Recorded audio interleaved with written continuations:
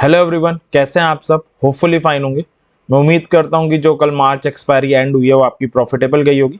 तो एक और वीडियो लेकर हम आपके सामने प्रेजेंट हैं। इस वीडियो में हम क्या डिस्कस करेंगे, इस वीडियो में हम कल इस फाइनेंशियल ईयर के लास्ट ट्रेडिंग डे और अप्रैल एक्सपायरी के फर्स्ट ट्रेडिंग डे में हम कैसे लॉजिकली एंड प्रॉफिटेबली ट्रेड करें ये डिस्कस करेंगे। हम ये डिस्कस करेंगे कि निफ्टी, बैंक निफ्टी और फाइनेंशियल निफ्टी के कहाँ सपोर्ट एंड रेसिस्टेंस के लेवल है, कहाँ पर हमें एंट्री लेनी चाहिए, कहाँ पे हमें एग्जिट लेनी चाहिए। तो ये सारी बातें हम इस वीडियो में डिटेल और सिंप्लीफाइड वे में डिस्कस करेंगे। तो आइए इस वीडियो को स्टार्ट करते हैं। रोजाना की तरह जो हमारी प्रोसेस रहती है वो दो पार्ट में डिवाइडेड रहती है। पहले पार्ट में हम ग्लोबल मार्केट का मूड या सेंटीमेंट रीड करने का ट्राई करते हैं, क्योंकि जो ग्लोबल मार्केट का मूड है या जो सेंटीमेंट है वो हमें ये बता सकने में इनेबल है कि हमारी मार्केट कल कहाँ खुल सकती है। वो गैप अप भी हो सकती है, वो गैप डाउन भी हो सकती है, या वो फ्लैट भी ओपन हो सकती है। बट ऑब्वियस है, ओपन होने के बाद हम 3:30 बजे तक खुले रहते हैं, और अगर हमें 3:30 बजे तक लॉजिकली एंड प्रॉफिटेबली ट्रेड करना है तो only on the basis of global market तो हम कर नहीं सकते। तो उसके लिए हमें लेवल्स की नॉलेज होनी चाहिए, जिसकी हेल्प से हम 3:30 बजे तक प्रॉफिटेबली ट्रेड कर पाए। तो सेकंड स्टेप में हम लेवल्स की तरफ जंप करेंगे। ठीक है, तो आइए पहले ग्लोबल मार्केट का मूड देख लेते हैं। तो अगर हम यूएस के मार्केट की बात करें कि कल रात वो कहां पर क्लोज हुई है, तो काफी स्ट्रॉन्ग क्लोजिंग आई है। आप देख सकते हो जो डाउ है वो अराउंड 1% के आसपास 323 पॉइंट पॉजिटिव क्लोज हुई है। एंड नेस्डेक काफी स्ट्रॉन्ग ट्रेड कर रही थी कल, और अप्रोक्सीमेटली 1.8% 210 पॉइंट्स पॉजिटिव क्लोज हुई है। तो अगर हम कंक्लूड करें, यूएस की मार्केट का मूड कल काफी स्ट्रॉन्ग था, और ऐसा नहीं है वो कल से स्ट्रॉन्ग है, वो पिछले 3-4 दिन से ही स्ट्रॉन्ग दिख रहा है। ठीक है, अब अगर यूरोपियन मार्केट की बात करें, क्योंकि हमारा मार्केट तो आज रामनवमी के कारण क्लोज है, बट अगर हम यूरोपियन मार्केट को देखें तो सबके मूड पॉजिटिव नजर आ रहे हैं। जितने भी आप इंडेक्सेस देख लो, एटलीस्ट 0.5% तो सब पॉजिटिव है, एटलीस्ट 0.5%। कई इंडेक्सेस में आपको 1.5%, 2% भी पॉजिटिव नजर आ रही होंगी, बट एटलीस्ट 0.5% तो सब ही पॉजिटिव है। तो अगर हम कहें, यूएस मार्केट का मूड काफी स्ट्रॉन्ग नोट पे क्लोज हुआ है कल। यूरोपियन मार्केट इस वक्त पॉजिटिव हैप्पी मूड में ट्रेड हो रही है।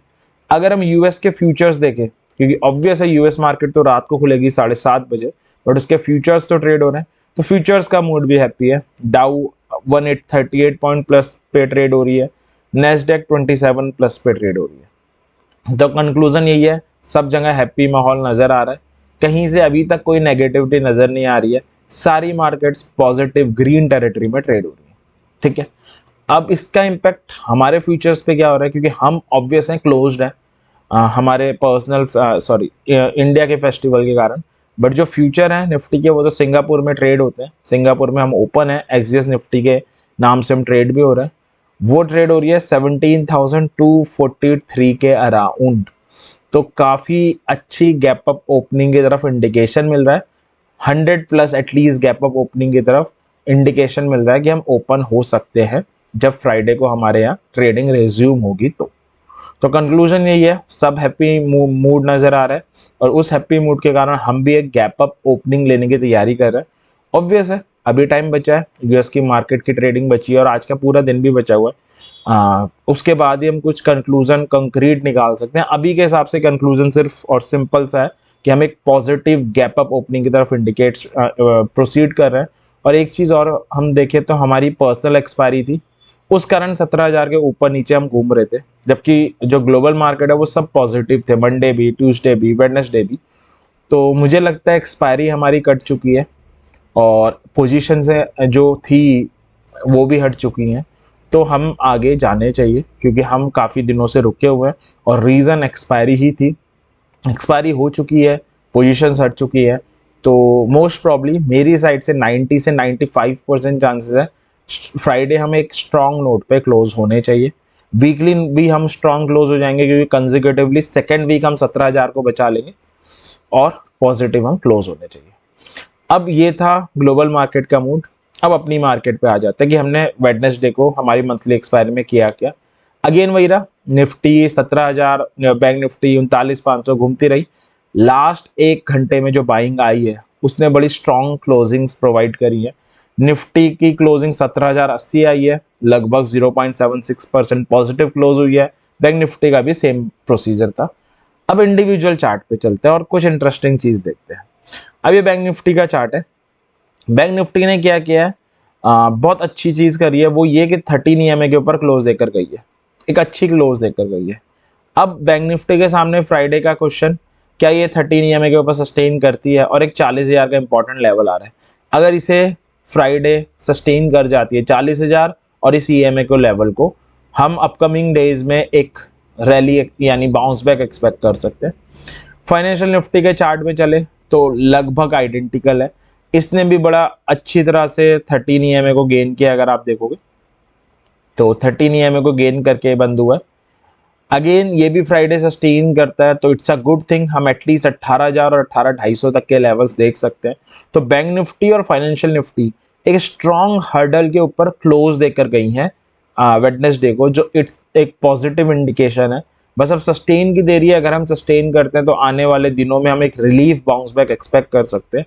तो एक्सपायरी भी कट गई है और टेक्निकल भी दिखा रहा है कि हम एक रिलीफ एक्सपेक्ट कर सकते हैं आने वाले दिनों में। बट ट्विस्ट है निफ्टी के चार्ट में, निफ्टी ने लास्ट बार भी 13 EMA नहीं गेन किया था, बैंक निफ्टी और फाइनेंशियल निफ्टी कर गई थी।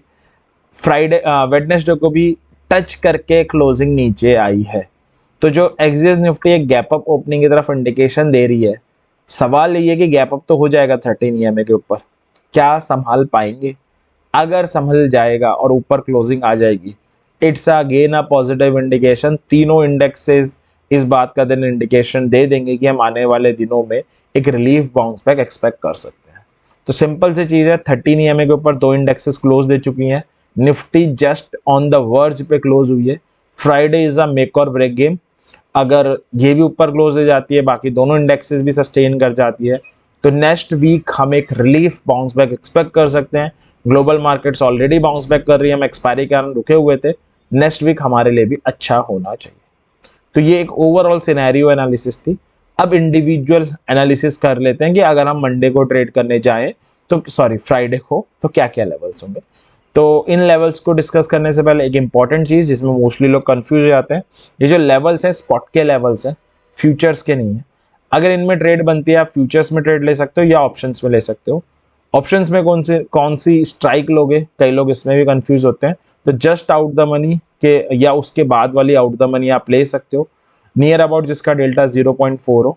अगर आपको डेल्टा नहीं पता, आप एक बिगनर हो, कोई प्रॉब्लम नहीं है, ऑलरेडी उस पर हम एक वीडियो बना के चैनल पे अपलोड कर चुके हैं, लिंक आपको डिस्क्रिप्शन में मिल जाएगा, आप उसके थ्रू उसको समझ सकते हो।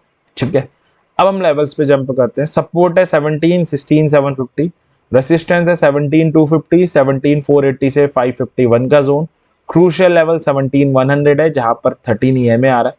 और if you are an option seller तो क्या करें, 17,600 के ऊपर रह सकते हैं, 16,500 के नीचे रह सकते हैं अगर आप ऑप्शन सेलर है तो। और अगर आप एकदम सेफ ट्रेड करना चाहो, निफ्टी गैप अप खुलती है कल, तो आप यहाँ पे 750 ऑप्ट कर सकते हो, ये एकदम सेफ रहेगा। अगर आप ऑप्शन बायर है, लेवल्स आपकी स्क्रीन पे मेंशन ही है, मैं एक बार आपको 15 मिनट के चार्ट में बता देता हूँ, वो ज़्यादा इंटरेक्टिव होंगे, ज़्यादा आपको समझ में आएंगे और ईजी होंगे। तो निफ्टी का चार्ट है, अगर हम इस चार्ट की ही बात करें तो पहले एक बार अगर हम देखें कि वेडनेसडे को हम यहाँ कहाँ पे एंट्री ले सकते थे, उस पर अगर हम डिस्कशन करना चाहें, एक एंट्री जो मैंने ली थी सबसे अच्छी वो ये ली थी। क्यों? क्योंकि 17,000 आ रहा था, EMA आ रहा था, निफ्टी गिर के आई और यहाँ पर इसने एक बाइंग सिग्नल दिया, तब आप एंट्री कर सकते थे। वीडियो में जो आपको टारगेट थे 17,100 के आसपास के, वो इसने यहाँ पे अचीव कर दिए। तो एक बढ़िया एंट्री वेडनेसडे को ये बनी थी जिसे हम फॉलो कर सकते थे। दूसरी एंट्री ये बनी थी जब इसने 17,000 और 13 EMA का ब्रेकआउट किया, एक कैंडल नीचे सस्टेन भी करा, उसके बाद हम एंट्री ले सकते थे 16,900 के टारगेट के साथ। बट टारगेट से पहले ही हैमर बना के बाउंस बैक कर गया था, तो हैमर देख के हम अपना प्रॉफिट बुक कर सकते थे। तो ये दो एंट्री थी जिसे हम ले सकते थे फ्राइडे को, वेडनेसडे को जो मैंने ली, जो काफ़ी डिसेंट एंट्रीज थी। ठीक है, होपफुली ये पॉइंट आपको क्लियर होगा। अब आगे प्रोसीड करते हैं। अब बात करते हैं आपके कि वेडनेसडे को हमें कैसे ट्रेड करना है, फ्राइडे को यानी जो हमारा अगला दिन है। वेडनेसडे और फ्राइडे में बहुत कंफ्यूजन हो रहा है मेरे को। तो लास्ट ट्रेडिंग डे वेडनेसडे था, ये हमने देखा वेडनेसडे को कैसे ट्रेड करना है।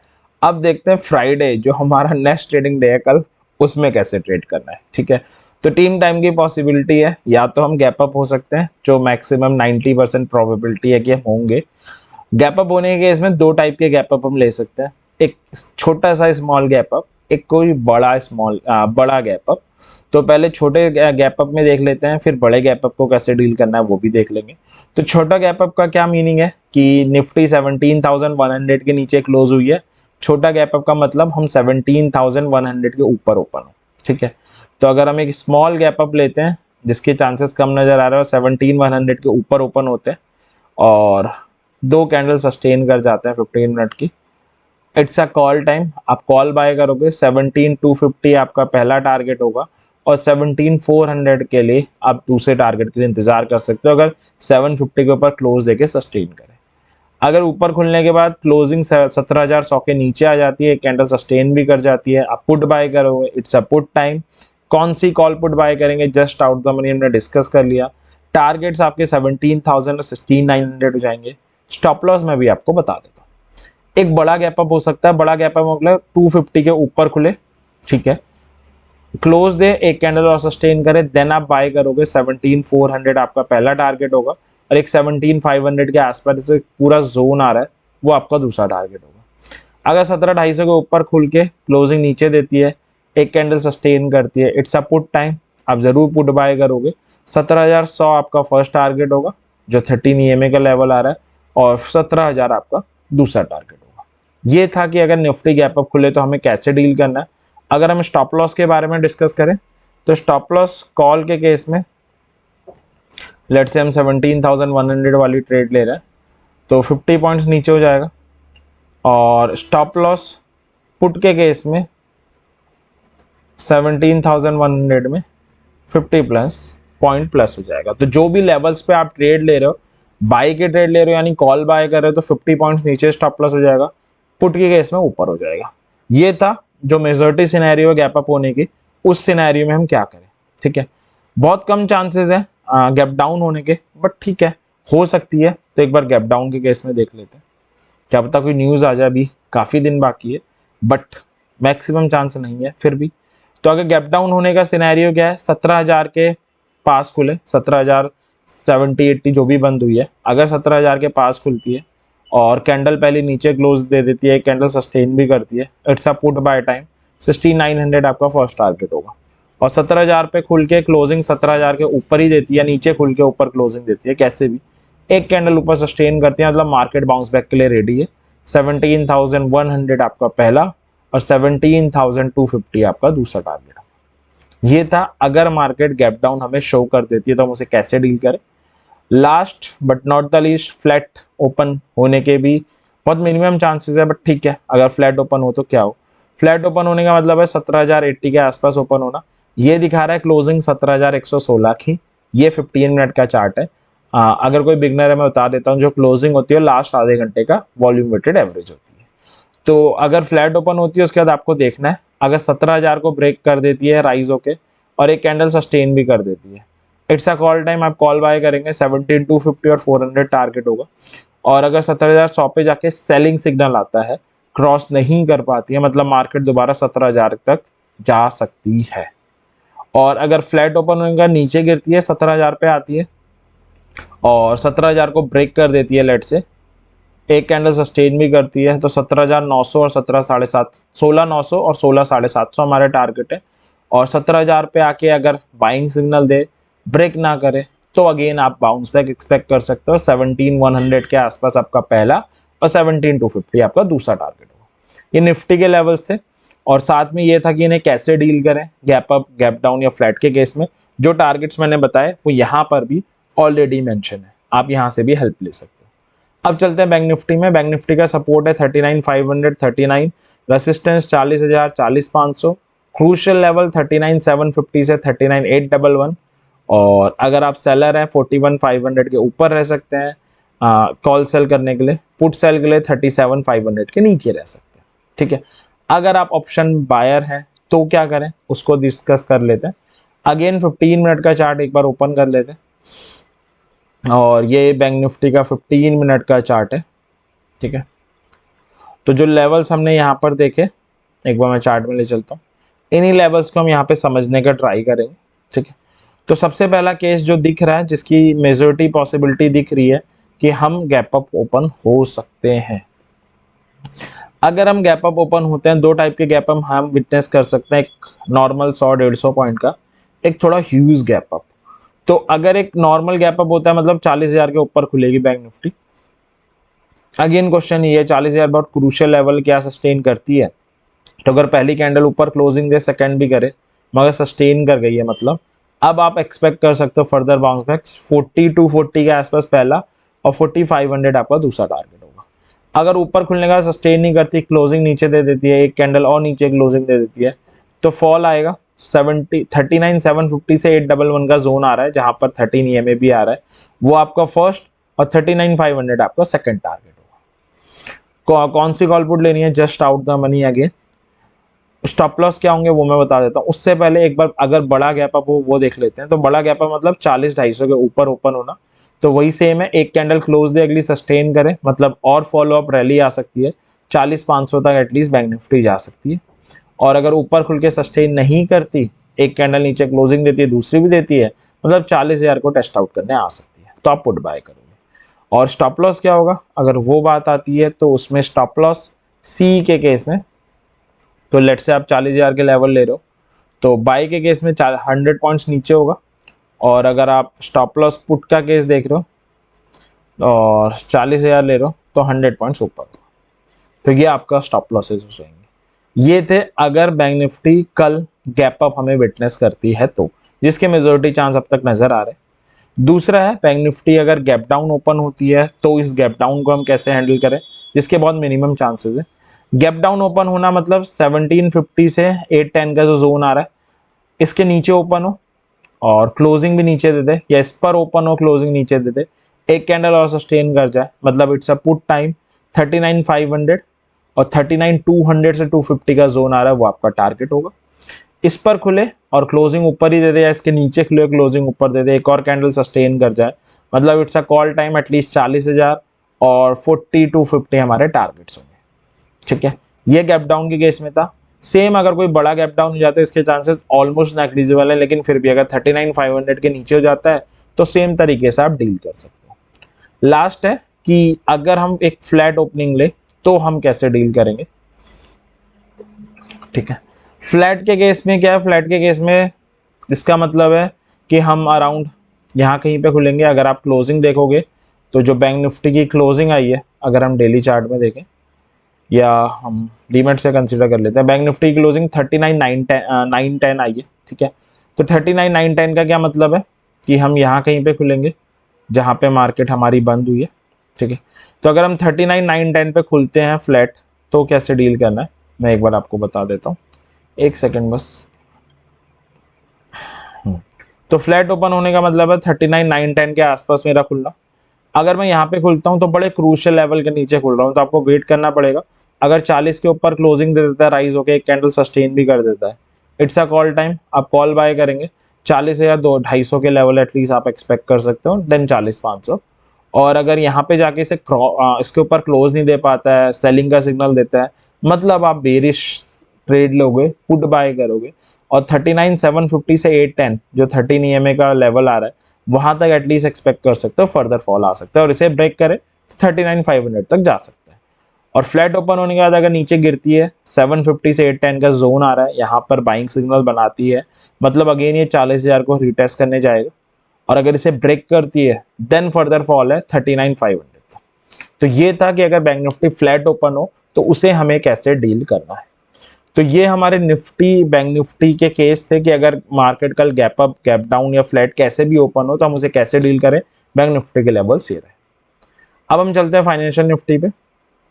तो फाइनेंशियल निफ्टी का सपोर्ट है 17,600, 500, 17,250, रेसिस्टेंस 17,900, 17,949 से 3,000, क्रूशियल लेवल विल बी 17,750। अगर आप ऑप्शन सेलर हैं, 18,250 के ऊपर रह सकते हैं कॉल सेल के केस में। पुट सेल में 17,250। बायर के लिए ये रहे लेवल्स आपके स्क्रीन पे, आप इन्हें फॉलो कर सकते हैं। तो ये हमारी कल की मार्केट के लिए एनालिसिस थी कि कल की मार्केट में अगर हम जाएं तो कैसे हम लॉजिकली ट्रेड करें। जब भी हम लॉजिकली ट्रेड करते हैं, ऑब्वियस हमारे सही होने के चांसेस ज़्यादा रहते हैं। तो इसी विश के साथ कि आने वाला दिन, जो इस साल का आखिरी, इस फाइनेंशियल ईयर का आखिरी ट्रेडिंग डे है, और अप्रैल एक्सपायरी का फर्स्ट ट्रेडिंग डे आपके लिए प्रॉफिटेबल हो। इस वीडियो को एंड करेंगे।